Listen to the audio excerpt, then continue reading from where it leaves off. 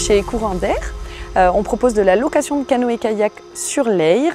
Le kayak, c'était vraiment un sport que j'ai pratiqué depuis toute petite en compétition, donc c'était naturel pour moi de proposer de la location et surtout de faire découvrir ma région, que j'adore, sur le bassin d'Arcachon, d'une manière un peu différente, avec la forêt, peut-être un peu moins d'affluence aussi, quelque chose de plus préservé, de plus intimiste. On est très attaché à l'environnement et à l'écologie, et donc c'était important aussi pour nous d'avoir ces valeurs, de les transmettre, donc avec plein d'actions au quotidien, un snack qui est lavable pour éviter les déchets ou avec que des déchets compostables, et aussi dans notre gestion des transports pour le canoë, pour essayer toujours d'adapter au mieux par rapport à nos déchets et à la préservation de l'environnement.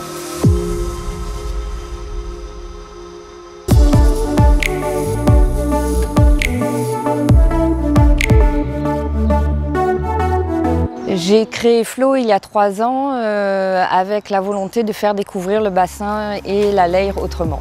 Je propose essentiellement de l'itinérance sur la Leyre, sur la partie landaise et girondine, en canoë camping. Ce sont des canoës traditionnels canadiens, donc ouverts avec des pagaies en bois, pagaies simples. Et je fournis tout le matériel nautique mais aussi de camping. Donc pour faire découvrir mon activité et donner envie de partir en bivouac, je propose des sorties découvertes entre Mios et Le Teche en fin d'après-midi pour que les gens se retrouvent vraiment au calme et dans les conditions que je propose lors des bivouacs.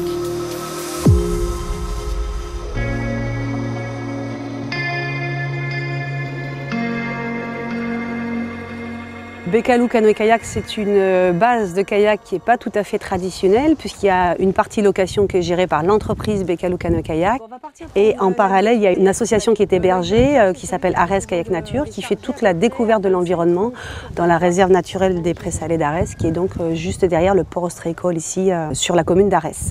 Le bassin d'Arcachon, c'est un endroit dans lequel je n'ai pas grandi petite. Je n'ai pas été scolarisée ici. Par contre, ma grand-mère et mes arrière-grands-parents étaient sur Andernos. Je souhaitais vraiment revenir ici sur le Nord-Bassin parce qu'on a un environnement privilégié, préservé. Et dans mon activité de découverte de l'environnement, ça me paraissait essentiel de revenir sur un site comme ça. En plus, j'ai la chance d'avoir des ostréiculteurs autour de moi, des pêcheurs professionnels.